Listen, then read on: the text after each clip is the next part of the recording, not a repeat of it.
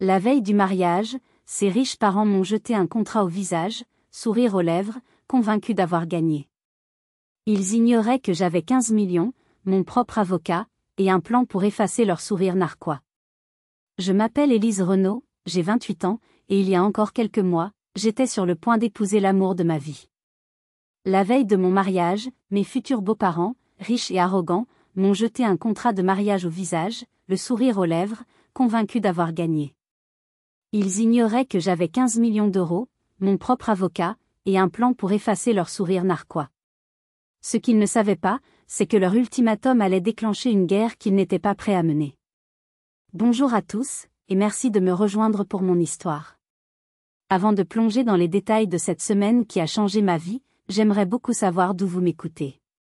Dites-moi dans les commentaires depuis quelle ville ou quel pays vous êtes connecté, et quelle heure il est chez vous en ce moment. C'est fascinant de voir jusqu'où nos histoires peuvent voyager. Mon histoire avec Bastien a commencé comme un conte de fées moderne, ici, à Lyon. Je l'ai rencontré lors d'un gala de charité pour l'éducation.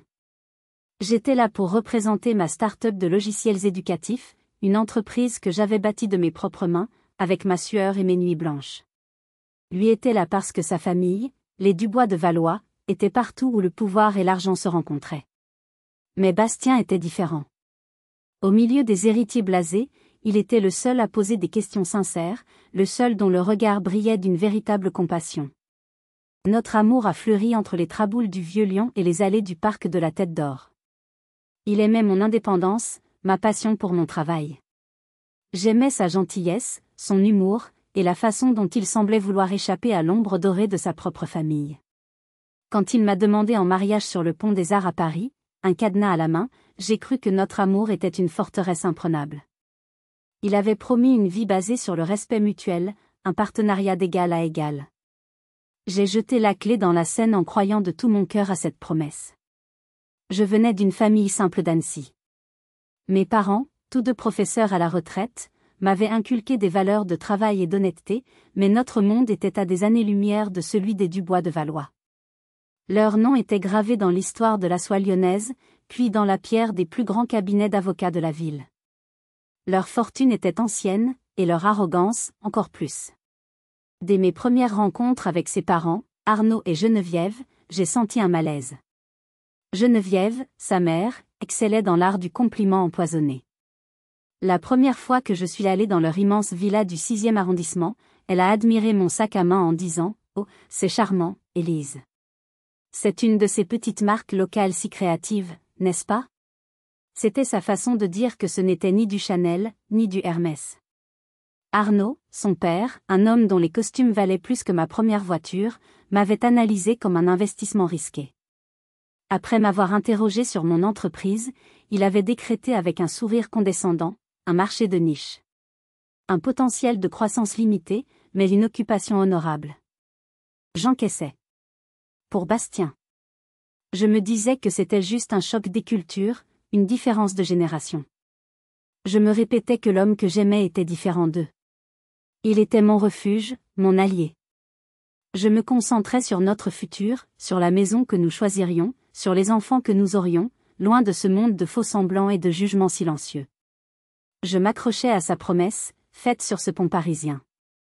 J'avais choisi de croire en sa promesse, de croire que notre amour était une forteresse. Mais j'allais apprendre, de la manière la plus brutale qui soit, que certaines forteresses ne sont faites que de verre. La première fissure sérieuse dans ma forteresse de verre est apparue une semaine avant le mariage. Geneviève, avec une fausse chaleur qui aurait dû m'alerter, a insisté pour organiser un dîner, intime, afin que nos deux familles puissent enfin, vraiment faire connaissance. L'idée me terrifiait, mais refuser était impensable. Mes parents, excités et un peu intimidés, ont fait le trajet depuis Annecy, apportant avec eux une bouteille de vin de Savoie et une tarte aux myrtilles faite maison, des gestes simples et sincères qui semblaient soudainement pathétiques dans le contexte glacial qui nous attendait. Dès notre arrivée, le ton était donné.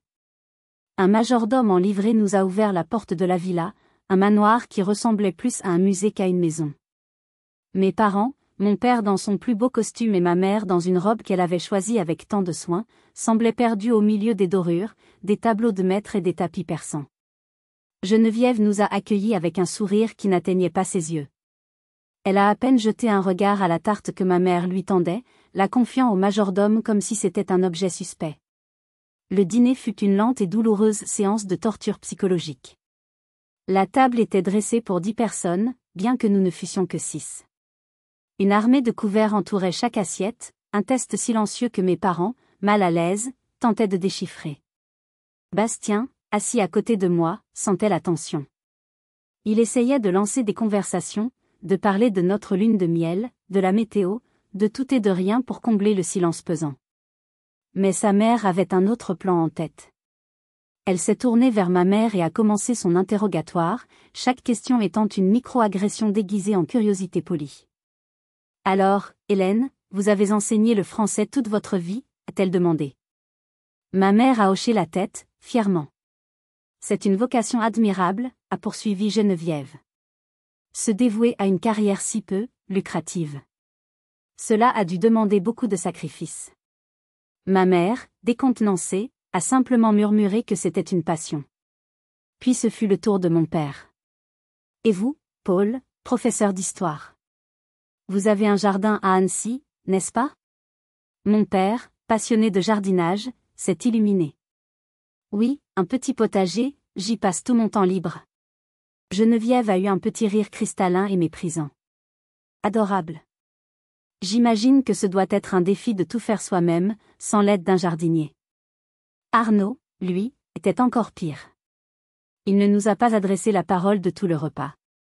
Il répondait à des emails sur son téléphone, et a même pris un appel concernant une fusion-acquisition entre le plat principal et le fromage, parlant de millions d'euros comme si nous n'étions pas là. Je sentais la colère monter en moi, une boule brûlante dans ma gorge. Je voyais mes parents se recroqueviller sur leur chaise, leur joie initiale remplacée par une humiliation silencieuse. J'ai essayé d'intervenir, de changer de sujet, mais Geneviève était une experte. Elle me coupait avec un sourire, disant « Mais non, ma chérie, je suis simplement curieuse. » C'est important de connaître ses racines. Le retour en voiture fut un supplice. Le silence était si épais qu'on aurait pu le couper au couteau. La tarte aux myrtilles, intacte, était sur la banquette arrière. Finalement, dans l'obscurité, j'ai entendu ma mère renifler. Elle pleurait. Silencieusement, pour ne pas me faire de peine. Mon père a posé sa main sur la sienne. « Ma chérie », a-t-elle murmuré, la voix brisée, « j'espère juste que tu seras heureuse. » Mais j'ai peur. J'ai peur que tu doives renoncer à une partie de toi-même pour être acceptée dans ce monde. Ces mots ont été un poignard en plein cœur. Parce que je savais qu'elle avait raison. J'ai essayé de la rassurer, de lui dire que Bastien et moi étions différents, que nous construirions notre propre monde. Mais ces larmes avaient planté une graine de doute et de rage en moi. Cette nuit-là, en tenant la main de ma mère, je me suis juré de ne jamais laisser personne les humilier à nouveau. Je ne savais pas que la prochaine humiliation ne viserait pas mes parents, mais qu'elle chercherait à détruire mon âme. La veille du mariage. 24 heures avant de dire « oui ». La journée aurait dû être un tourbillon de joie, de derniers préparatifs, de rire avec mes demoiselles d'honneur. J'étais justement chez la fleuriste, respirant le parfum des pivoines blanches que j'avais choisies, quand mon téléphone a sonné. C'était Geneviève. Sa voix, mielleuse comme jamais, m'a glacé le sang. « Élise, ma chérie, pourrais-tu passer à la maison? J'ai un petit quelque chose pour toi, un cadeau de mariage spécial que je voulais te donner en personne, loin de l'agitation. » Un cadeau? Mon instinct m'a hurlé que c'était un piège. Mais comment refuser? J'ai dit que j'arrivais, le cœur battant à tout rompre. J'ai conduit jusqu'à leur forteresse du 6e arrondissement, chaque kilomètre augmentant mon angoisse. Le majordome m'a conduite non pas au salon, mais à la bibliothèque. Une pièce sombre, lambrissée de chêne, qui sentait le cuir et le pouvoir. Et ils étaient là. Arnaud et Geneviève. Assis derrière un immense bureau en acajou, comme deux monarques attendant de prononcer une sentence. Il n'y avait aucun cadeau. Juste un dossier bleu posé entre eux. « Assieds-toi, Élise », a dit Arnaud, son ton ne laissant place à aucune discussion. Je me suis assise sur une chaise qui me semblait inconfortablement petite, comme si j'étais une enfant convoquée chez le proviseur. Geneviève a pris la parole, son masque de fausse gentillesse tombé. Nous devons régler une dernière formalité avant demain, a-t-elle dit en poussant le dossier vers moi. Un simple contrat de mariage. Pour protéger le patrimoine familial. C'est la procédure standard. Le monde s'est arrêté. Contrat de mariage ? Bastien ne m'en avait jamais parlé. Mes mains tremblaient en ouvrant le dossier. Je ne suis pas avocate, mais je suis une chef d'entreprise. Je sais lire un contrat. Et ce que je lisais était une déclaration de guerre. En résumé, en cas de divorce, je repartirais avec rien. Absolument rien. Peu importe la durée du mariage, peu importe ma contribution. Tous les biens acquis pendant l'union resteraient à Bastien. Pire, il y avait une clause, écrite dans un jargon juridique volontairement flou, sur la propriété intellectuelle commune, une clause qui, j'en étais sûr, visait directement mon entreprise, le travail de ma vie. J'ai relevé la tête, le souffle coupé. Mon premier réflexe n'a pas été la colère. Ce fut une douleur fulgurante, une trahison si profonde qu'elle m'a physiquement coupé le souffle. La seule pensée qui a traversé mon esprit brisé fut « Bastien. » Il savait ? Notre amour, tout ça n'était qu'un mensonge ? Les larmes me sont montées aux yeux, brouillant les mots sur la page. C'est là que Geneviève a porté le coup de grâce. Elle a vu mes larmes, et un sourire cruel a étiré ses lèvres parfaitement maquillées. Oh, ne pleure pas, ma petite. Sois réaliste. Ta petite entreprise de logiciels ne vaut rien comparée à des générations de patrimoine. Tu devrais nous être reconnaissante. Ce mépris. Cette condescendance. Ce fut comme une gifle. Une gifle si violente qu'elle a séché mes larmes instantanément. La tristesse s'est évaporée, remplacée par une glace pure et tranchante. La douleur a laissé place à une rage froide. J'ai posé le contrat sur le bureau. Je ne signe rien sans que mon avocat ne l'examine. Arnaud a ri. Un rire sec, sans joie. Tu n'as pas le temps. La signature, c'est aujourd'hui. Maintenant. Et puis, l'ultimatum est tombé, prononcé par Geneviève avec une satisfaction sadique. C'est simple, Élise. Soit tu signes ce papier maintenant, soit le mariage de demain est annulé. À ce moment-là, il pensait avoir gagné. Il voyait une petite fille effrayée, prise au piège. Il voyait une oie prête à être plumée. Il ne voyait pas la femme d'affaires qui avait levé des fonds, négocié des contrats et survécu dans un monde de requins. Dans leurs yeux, je n'étais qu'un pion qu'ils pouvaient sacrifier. Ils venaient de faire la plus grosse erreur de leur vie, ils avaient sous-estimé la reine. Je me suis levée. Mes jambes étaient étonnamment stables. J'ai pris le dossier bleu sur le bureau, le papier froid sous mes doigts. Mon visage était un masque d'impassibilité, une technique que j'avais apprise en négociant avec des investisseurs bien plus redoutables qu'eux. Je vous donnerai ma réponse, ai-je dit d'une voix que je ne reconnaissais pas, une voix calme et tranchante. Sans un autre regard, j'ai tourné les talons et j'ai quitté la bibliothèque, laissant derrière moi leur surprise et leur arrogance. Une fois dans ma voiture, à l'abri des regards, j'ai laissé échapper un souffle que je retenais depuis une éternité. Mais je n'ai pas pleuré. La douleur était là, une braise ardente dans ma poitrine, mais la colère était un brasier qui consumait tout le reste. Mon esprit tournait à 100 à l'heure, analysant la situation, les options, les stratégies. J'étais redevenue la chef d'entreprise. La fiancée avait disparu. J'ai démarré la voiture, mais au lieu de rentrer chez moi, j'ai conduit jusqu'au quai de Saône. J'avais besoin de voir l'eau couler, de sentir l'air frais sur mon visage. C'est là que j'ai appelé Bastien. Il a répondu à la première sonnerie, sa voix enjouée. Ma chérie. Alors, le choix final des fleurs ? Le décalage entre sa légèreté et la tempête qui faisait rage en moi était insupportable. J'ai laissé un silence glacial s'installer. Il a dû le sentir. Élise ? Tout va bien ? Non, Bastien, ai-je dit, chaque mot pesant une tonne. Rien ne va bien. Je sors de chez tes parents. Ils m'ont présenté un contrat de mariage. Encore un silence. Mais cette fois, c'était un silence coupable. Un silence qui était un aveu. Il a commencé à bafouiller. Les excuses. Les justifications faibles. Je comptais t'en parler. C'est juste que, avec tout le stress du mariage, je ne voulais pas t'inquiéter. M'inquiéter, ai-je répété, ma voix montant d'un cran. Tu ne voulais pas m'inquiéter? Alors tu as laissé tes parents me tendre une embuscade la veille de notre mariage? Tu les as laissés me traiter comme une criminelle? Ce n'est pas comme ça. Maman veut juste ce qu'il y a de mieux pour la famille. C'était la phrase de trop. La loyauté aveugle. La soumission. Je voyais maintenant clairement la dynamique qui le rongeait, la manipulation psychologique que sa mère exerçait sur lui depuis son enfance.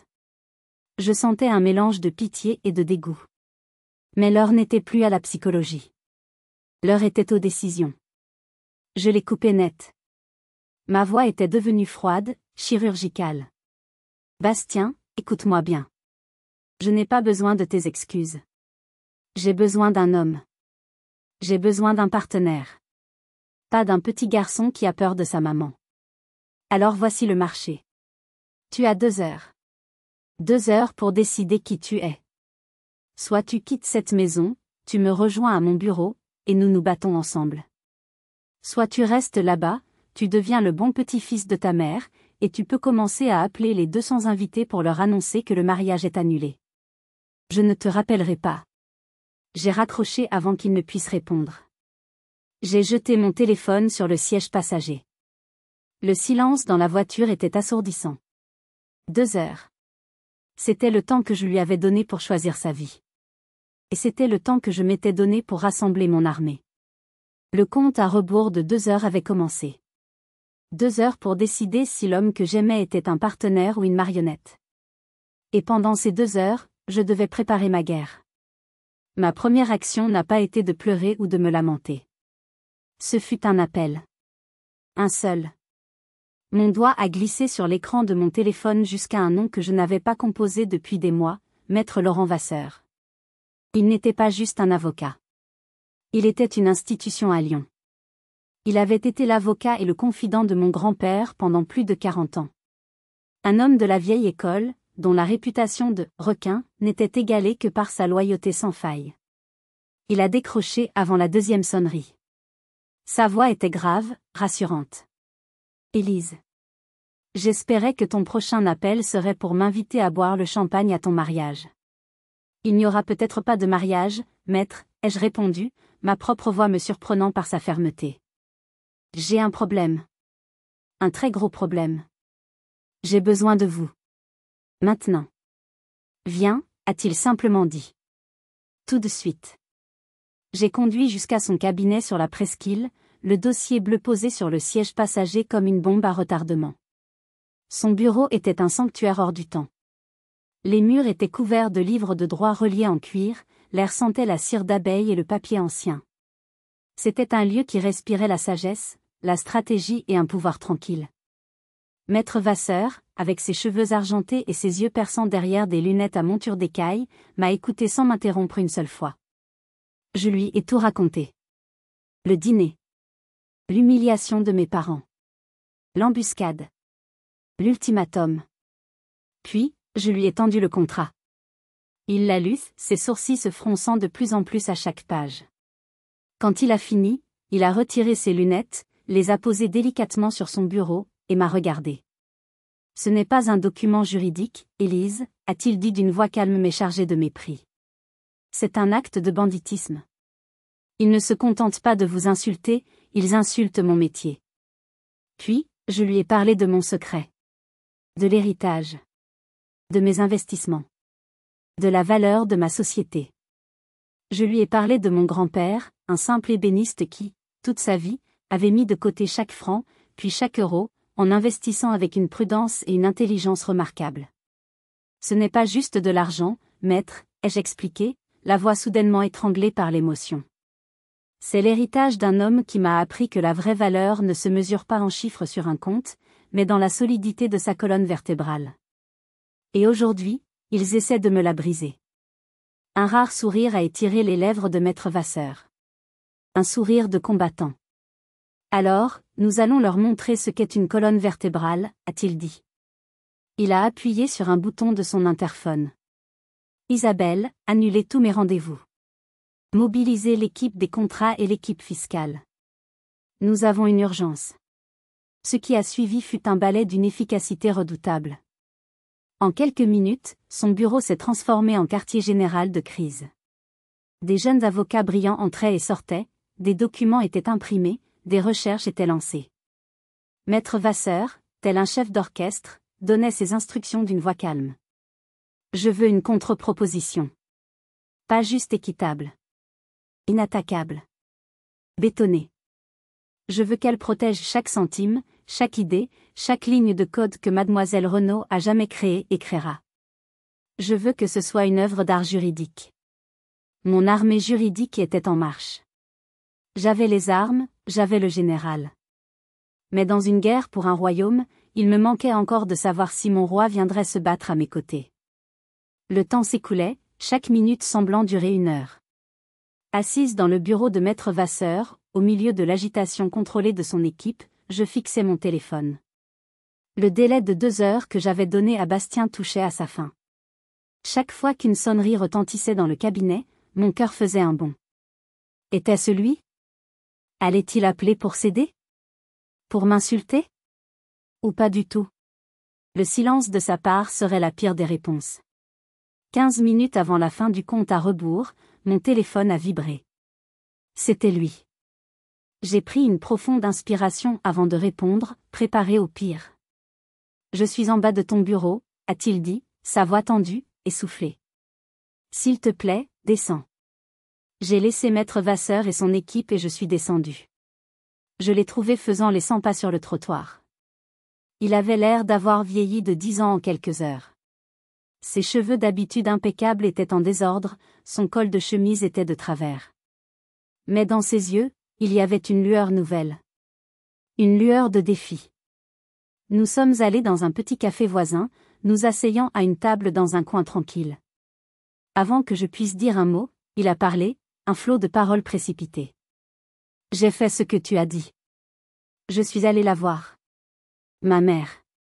Je lui ai dit que c'était fini. Fini la manipulation, fini le contrôle. Je lui ai dit que je t'aimais, et que si elle ne pouvait pas t'accepter comme mon égale, alors elle me perdrait. Pour toujours. Il s'est arrêté, reprenant son souffle. Elle a crié. Elle a pleuré. Elle m'a traité d'ingrat, de traître. Elle a dit que tu m'avais retourné le cerveau. Pour la première fois de ma vie, Élise, je n'ai pas cédé. J'ai tenu bon. Je lui ai dit que le seul cerveau retourné ici était le mien, qui commençait enfin à se remettre à l'endroit. Je lui ai dit que j'allais te rejoindre, et que notre prochaine conversation aurait lieu tous les 4, ce soir. C'était plus que ce que j'avais osé espérer. Il n'avait pas seulement choisi son camp. Il avait déclenché sa propre révolution. C'est là que j'ai décidé de tout lui montrer. Je l'ai fait remonter au bureau de Maître Vasseur. J'ai vu l'étonnement sur son visage en voyant l'équipe d'avocats travailler fiévreusement pour moi. Puis, je lui ai présenté Maître Vasseur, qui l'a salué d'une poignée de main ferme. Et enfin, sur la table de conférence, j'ai étalé les documents. La contre-proposition de contrat. Et les relevés de compte. Il a regardé le chiffre en haut de la page. 15 millions d'euros. Il est devenu blême. Il m'a regardé, les yeux écarquillés, un mélange de choc et d'incompréhension. Mais, pourquoi? Pourquoi tu ne m'as jamais rien dit? Je lui ai tout expliqué. Mon grand-père. Ma peur d'être aimé pour mon argent. Le dîner avec mes parents qui avaient confirmé mes craintes sur la mentalité de sa famille. Il m'a écouté, et pour la première fois, j'ai vu une véritable honte dans ses yeux. La honte de ne pas avoir vu. De ne pas avoir compris. Il a pris ma main par-dessus la table. Je suis désolé, a-t-il murmuré. J'ai été si aveugle. Si faible. Je t'ai choisi avant de savoir tout ça, Élise. Je te le jure. Et maintenant, je me battrai à tes côtés jusqu'au bout. C'est notre combat, maintenant. Ce n'était plus le fils de sa mère qui était assis en face de moi. C'était mon partenaire, mon égal. Et ce soir, nous allions entrer dans l'arène ensemble. Si vous êtes arrivé jusqu'ici, laissez un commentaire pour nous dire ce que vous auriez fait à la place d'OP. Vous pouvez aussi écrire simplement le chiffre 1 pour montrer que vous suivez encore. Et dites-nous, vous regardez cette histoire depuis quelle région ou quel pays? L'arène que j'avais choisie était le restaurant Paul Bocuse. L'auberge du Pont de Collonges. Un temple de la gastronomie française, un lieu si emblématique et si public que même les Dubois de Valois ne pourraient pas y faire de scène. J'avais réservé un des salons privés, un écrin de luxe discret, parfait pour une exécution en règle. Nous sommes arrivés les premiers, Bastien et moi. Il portait un costume sombre, son visage grave et déterminé. J'avais enfilé une robe d'un rouge profond, une couleur de guerre, de passion et de pouvoir. Dans mon sac, le dossier préparé par Maître Vasseur pesait 1 tonne. C'était mon arme. L'attente fut insoutenable. Chaque minute qui passait étirait mes nerfs. Bastien a pris ma main. On fait ça ensemble, a-t-il dit, et sa force m'a donné du courage. Ils sont arrivés avec 15 minutes de retard. Un classique. Une dernière tentative de nous montrer qui contrôlait le temps, qui contrôlait la situation. Geneviève était vêtue d'une robe noire austère, ornée d'un collier de perles qui devait valoir le prix d'un appartement. Arnaud portait son uniforme de combat, un costume 3 pièces gris anthracite. Ils se sont assis en face de nous, leurs visages étaient des masques de supériorité. Le ballet hypocrite des mondanités a commencé. Le sommelier est venu. Arnaud a commandé un vin hors de prix sans même nous consulter. Geneviève a commencé à parler du temps, de la circulation, de futilité, comme si de rien n'était. Elle a même eu l'audace de me demander si j'étais stressée pour le grand jour. Je lui ai souri, un sourire qui ne cachait rien de ma froide détermination. C'est Bastien qui a mis fin à la mascarade. Il a attendu que le sommelier se soit retiré, puis il a posé ses couverts. Le petit bruit du métal sur la porcelaine a résonné dans le silence. « Maman, papa » a-t-il commencé, sa voix calme mais incroyablement ferme. Nous ne sommes pas ici pour parler de la météo. Nous sommes ici pour parler du document que vous avez présenté à Élise cet après-midi. Et notre réponse est non. Le visage d'Arnaud s'est durci. Geneviève a levé un sourcil parfaitement épilé. Bastien, ne sois pas ridicule. C'est une non-négociation. Élise, je suis sûre qu'avec un peu de recul, tu as compris que c'était dans ton meilleur intérêt. C'était mon signal. C'était mon tour d'entrée en scène. J'ai regardé Geneviève droit dans les yeux. Votre définition de mon meilleur intérêt et la mienne semblent être radicalement différentes, ai-je dit doucement. Vous avez raison sur un point, ce n'est pas une négociation. C'est pourquoi nous ne sommes pas venus pour négocier votre proposition, mais pour vous présenter la nôtre. J'ai sorti mon porte-document en cuir de mon sac et je l'ai posé sur la table. Le son feutré a eu l'effet d'un coup de feu dans le silence tendu de la pièce. J'ai ouvert les fermoirs dorés avec une lenteur délibérée. Arnaud a esquissé un sourire méprisant. Une contre-proposition? C'est charmant. Vous avez demandé à un petit avocat de quartier de griffonner quelque chose? Non, ai-je répondu en sortant le premier dossier, un document épais, relié, portant le sceau du cabinet Vasseur et Associés. J'ai demandé au meilleur avocat de Lyon de rédiger un véritable contrat de mariage. Un contrat qui protège les deux parties. Un contrat qui est juste. Je l'ai fait glisser sur la nappe immaculée jusqu'au centre de la table. Il est resté là, entre nous, comme une frontière. Mais avant de parler de ça, ai-je continué, je pense qu'il y a un malentendu fondamental que nous devons éclaircir. J'ai sorti le deuxième dossier. Celui-ci était plus fin. Plus direct. Vous semblez être sous l'impression que je suis sans ressources. Que je suis une proie facile. Je crois qu'il est temps de rectifier cette perception. J'ai posé mon porte-document en cuir sur la table. Le son a résonné dans le silence de la pièce comme un coup de marteau de juge. La cour était maintenant en session. J'ai ouvert le deuxième dossier et j'en ai sorti une seule page que j'ai posée délicatement sur le premier. Ce n'était pas un non-rapport. C'était une simple synthèse, claire, concise, préparée par les experts financiers de Maître Vasseur. En haut, en gras, il y avait un titre, « Estimation du patrimoine net de Mademoiselle Élise Renaud ». Et juste en dessous, le chiffre. Le chiffre qui allait tout changer. Mon patrimoine net actuel, ai-je annoncé d'une voix neutre, en articulant chaque syllabe, est estimé à un peu plus de 15 millions d'euros. 15 247 000 euros, pour être précise. Le silence. Ce ne fut pas un silence ordinaire. C'était un silence total, absolu, comme si quelqu'un avait aspiré tout l'air de la pièce. J'ai pris le temps d'observer leur visage. Ce fut un spectacle dont je me délecte encore aujourd'hui. Geneviève a été la première à craquer. Sa bouche s'est entr'ouverte, son rouge à lèvres parfait soudainement grotesque. Son visage, d'habitude si contrôlé, est passé par une succession rapide d'expressions, l'incrédulité, le choc, puis une sorte de panique confuse. C'était comme regarder un ordinateur tomber en panne. Elle a secoué la tête, un mouvement presque imperceptible. C'est impossible. C'est un mensonge. Arnaud, lui, a eu une réaction différente. Après la stupeur initiale, une seconde à peine, son masque d'avocat d'affaires a repris le dessus. Ses yeux se sont plissés. La condescendance a disparu, remplacée par une lueur intense de calcul. Il ne voyait plus une petite arriviste. Il voyait un adversaire. Il voyait une opportunité. Il voyait des chiffres. Il a tendu la main et a pris la feuille, ses doigts effleurant le papier comme s'il voulait s'assurer qu'il était bien réel. La majorité provient d'un héritage de mon grand-père, qui a été judicieusement investi pendant des décennies, ai-je continué, mon calme contrastant avec le chaos qui se déroulait en face de moi. Le reste correspond à la valorisation de ma société, et du Tech Solutions, qui, contrairement à votre évaluation, n'est pas tout à fait un marché de niche. Bastien, à côté de moi, n'a pas dit un mot. Il m'a simplement regardé, et j'ai vu dans ses yeux un respect nouveau, profond. Il ne découvrait pas seulement ma fortune.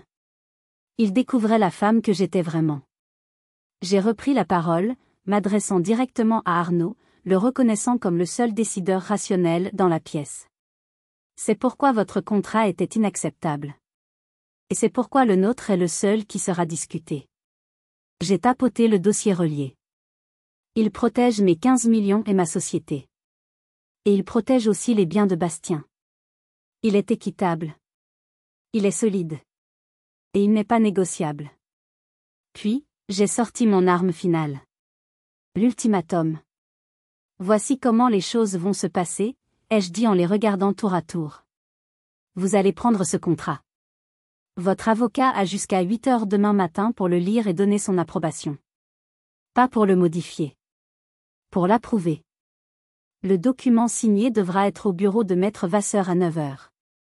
La cérémonie est à 11 heures.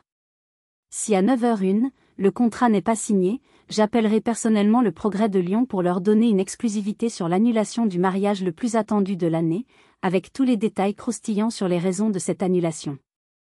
Je vous laisse imaginer les conséquences pour la réputation de votre nom et de votre cabinet. Le silence qui a suivi était plus puissant que n'importe quel cri. C'était le son d'un empire qui vacillait. C'était le son d'un pouvoir qui changeait de main. C'était le son de ma victoire. La nuit fut courte. Je ne sais pas si les avocats des Dubois de Valois ont dormi. Je sais que moi, pour la première fois depuis une semaine, j'ai dormi d'un sommeil profond, sans rêve. J'avais fait tout ce qui était en mon pouvoir. La balle était dans leur camp. Le matin du mariage est arrivé, baigné d'une lumière douce et dorée sur Lyon. Mon appartement était rempli de l'énergie joyeuse de mes demoiselles d'honneur, Chloé en tête. Ma mère était là, ses yeux brillants d'une fierté inquiète. Mon téléphone est resté silencieux pendant des heures. 8 heures. 8h30. Mon cœur a commencé à battre un peu plus vite. Et s'il choisissait la guerre? S'il préférait le scandale à la défaite? À cette heure précise, mon téléphone a sonné. C'était Maître Vasseur. Sa voix était calme, comme toujours. C'est fait. Un coursier vient de déposer le contrat, signé par les deux parties. Aucune modification. Félicitations, Élise. Et soyez heureuse. J'ai fermé les yeux, un immense soulagement m'envahissant. J'ai remercié mon vieil ami et j'ai raccroché. La guerre était finie. 1 heure avant la cérémonie, alors que j'enfilais ma robe, on a frappé à la porte de ma suite d'hôtel. C'était Geneviève. Seule. Elle avait demandé à parler avec moi, en privé. Mes amis et ma mère sont sortis, me laissant face à elle. Elle portait une robe élégante, mais elle avait l'air fatiguée. Les cernes sous ses yeux n'étaient pas complètement masquées par le maquillage. Elle m'a regardé de la tête aux pieds. Il n'y avait plus de mépris dans son regard. Il y avait autre chose. Quelque chose de plus complexe. Du respect, peut-être? Ou de la méfiance. Tu es très belle, a-t-elle dit, et c'était la première chose sincère que je l'entendais dire. Elle ne s'est pas approchée. Elle est restée près de la porte, comme sur un territoire neutre. Je t'ai sous-estimé, a-t-elle continué. Ce n'était pas une excuse. C'était un constat. Une analyse stratégique. J'ai commis une erreur en pensant que tu étais faible. C'est une erreur que je ne referai pas. Elle a fait une pause, choisissant ses mots avec soin. Je savais qu'elle ne s'excuserait jamais de m'avoir fait du mal. Ce n'était pas dans sa nature. Elle ne s'excusait que pour ses erreurs de jugement, pas pour ses cruautés. Cette famille, a-t-elle dit en regardant par la fenêtre, n'a pas été bâtie par des gens gentils. Elle a été bâtie par des gens forts. Des gens qui savent ce qu'ils veulent et qui l'obtiennent. J'ai toujours craint que Bastien soit trop doux. Qu'il n'ait pas l'instinct du tueur nécessaire pour survivre. Elle a tourné son regard vers moi. Hier soir, tu m'as prouvé que tu l'avais. Et tu lui as appris à l'avoir aussi. Peut-être que tu es exactement ce dont il avait besoin. Ce dont cette famille a besoin. Elle a ouvert son sac à main et en a sorti une petite boîte en velours bleu foncé. Elle me l'a tendue. C'est pour toi. J'ai ouvert la boîte. À l'intérieur, sur un lit de satin, reposait une paire de boucles d'oreilles en saphir et diamant. Des bijoux anciens, magnifiques, d'une élégance intemporelle. Elles appartenaient à l'arrière-grand-mère de Bastien, a expliqué Geneviève. Elles non plus n'étaient pas du sérail. Fille d'ouvrier. La famille s'est opposée au mariage. C'est elle qui a sauvé l'entreprise de la faillite pendant la Grande Dépression, avec son sens des affaires et sa poigne de fer. Porte-les aujourd'hui. Comme un symbole. Je l'ai regardé, et j'ai compris. Ce n'était pas un cadeau de bienvenue. C'était un passage de témoin. Une reconnaissance de pouvoir. C'était un traité de paix entre deux reines. J'ai hoché la tête. En attachant les boucles d'oreilles, je n'ai pas senti que je rejoignais une famille. J'ai senti que je signais un traité. Et j'étais prête à régner sur mon nouveau territoire. La cérémonie s'est déroulée dans la majestueuse primatiale Saint-Jean-Baptiste de Lyon. Quand les grandes portes se sont ouvertes et que j'ai commencé à remonter l'allée au bras de mon père, tous les regards se sont tournés vers moi. Mais je n'en voyais qu'un seul. Celui de Bastien. Il m'attendait au pied de l'autel, et dans ses yeux, il n'y avait pas seulement de l'amour. Il y avait une admiration, une fierté et une complicité nouvelle. Il ne voyait plus seulement la femme qu'il aimait. Il voyait sa partenaire, son égale, sa reine. Nos vœux ont résonné sous les voûtes séculaires, et chaque mot avait un poids nouveau. Quand nous avons promis de nous soutenir, pour le meilleur et pour le pire, nous savions de quoi nous parlions. Nous venions de traverser le pire. Le meilleur était à construire. La réception fut somptueuse, bien sûr. Les Dubois de Valois ne font jamais les choses à moitié. Mais l'atmosphère était différente de ce qu'elle aurait dû être. Il n'y avait plus les chuchotements condescendants, les regards en biais. Mon histoire, ou du moins une version de celle-ci, avait dû circuler. J'étais passé du statut de « la petite amie roturière » à celui de « la femme d'affaires mystérieuse et redoutable ». Le respect, même s'il était teinté de crainte, était palpable. Arnaud est venu me voir, une coupe de champagne à la main. Il n'a pas parlé de famille ou de bonheur. Il a porté un toast. À notre nouvel associé, a-t-il dit avec un sourire en coin. Votre entreprise envisage une introduction en bourse ? Nous devrions en discuter. Il y a des synergies à explorer. J'ai souri en retour et j'ai trinqué. La paix était signée, les affaires pouvaient commencer. Geneviève, elle, m'a tenue à distance, mais une distance respectueuse. Elle m'a présenté à ses amis, les grandes matriarches de la bourgeoisie lyonnaise, non pas comme la femme de Bastien, mais comme Élise Renaud, la fondatrice d'EduTech Solutions. C'était sa façon de reconnaître ma nouvelle place dans l'échiquier. Mais le moment le plus important de la soirée fut notre première danse. Alors que Bastien me faisait tourner au son d'une valse, il s'est penché vers mon oreille. « Je n'ai jamais été aussi fier de ma vie », a-t-il murmuré. « Pas seulement parce que tu es la plus belle femme ici, mais parce que tu es la plus forte. Tu es ma reine. » J'ai posé ma tête sur son épaule. « Et toi, tu as cessé d'être un prince pour devenir mon roi. » Nous avons dansé, et pour la première fois, je me suis sentie complètement à ma place. Non pas parce que j'avais été acceptée par leur monde, mais parce que nous avions créé le nôtre, un royaume pour deux, au milieu du chaos. Si vous avez apprécié cette histoire de triomphe face à l'adversité, si vous croyez qu'il faut se battre pour le respect, alors n'oubliez pas de cliquer sur le bouton « J'aime » et de vous abonner pour ne pas manquer mes prochaines histoires. Votre soutien est précieux. La guerre était finie. La paix avait été signée. Maintenant, il était temps de construire notre propre royaume, brique par brique, sur des fondations d'égalité et de respect. 6 mois ont passé. 6 mois pour transformer un traité de paix en une véritable vie commune. La construction de notre royaume a commencé par l'établissement de frontières claires. La première épreuve a eu lieu 1 mois après notre retour de lune de miel. Geneviève a appelé, comme si de rien n'était, pour nous, rappeler, le traditionnel dîner dominical chez eux. C'était une tradition non négociable dans la famille Dubois de Valois. L'ancien Bastien aurait cédé. Il aurait soupiré et m'aurait dit qu'il fallait faire un effort. Mais le nouveau Bastien, mon roi, a pris le téléphone. Je l'ai entendu répondre d'une voix calme et affectueuse, mais d'une fermeté inébranlable. « Maman, nous serions absolument ravis de venir dîner avec vous le premier dimanche de chaque mois. » C'est une merveilleuse idée. Les autres dimanches, cependant, sont pour Élise et moi. Nous créons nos propres traditions.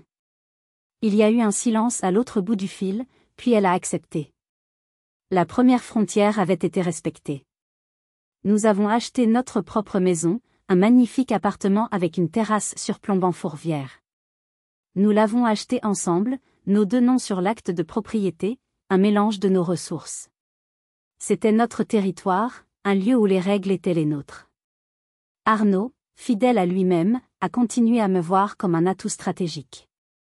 Il m'a invité à déjeuner pour discuter d'investissement, et j'ai réalisé avec amusement que j'étais devenue sa conseillère non officielle en nouvelles technologies. Notre relation était basée non pas sur l'affection, mais sur un respect mutuel pour le sens des affaires de l'autre. C'était une base plus solide que n'importe quelle fausse cordialité. Quant à Geneviève et moi, notre relation est restée complexe. Une sorte de guerre froide polie. Nous ne serons jamais les meilleurs amis du monde, mais il y a une reconnaissance tacite entre nous. Elle sait que je ne céderai jamais sur l'essentiel. Et je sais qu'elle ne cessera jamais de tester les limites. C'est un équilibre des pouvoirs, et pour l'instant, il fonctionne. Cette crise, cette folle journée avant mon mariage, aurait pu tout détruire.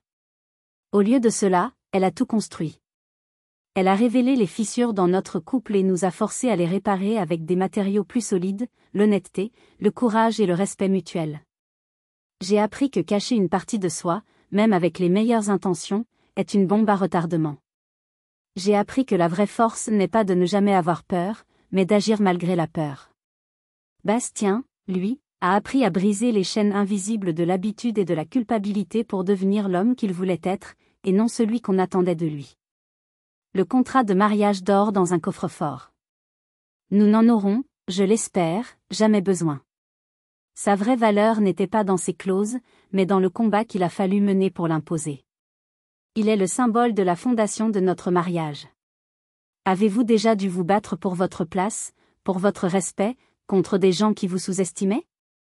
Avez-vous déjà dû révéler votre vraie valeur pour effacer leur sourire narquois? Partagez votre histoire, vos victoires, dans les commentaires ci-dessous. Votre expérience pourrait être la lumière dont quelqu'un a besoin aujourd'hui pour trouver le courage de se battre. Merci de m'avoir accompagné dans ce voyage. Et n'oubliez jamais, ne laissez personne définir votre valeur. Prenez le stylo, et écrivez votre propre histoire.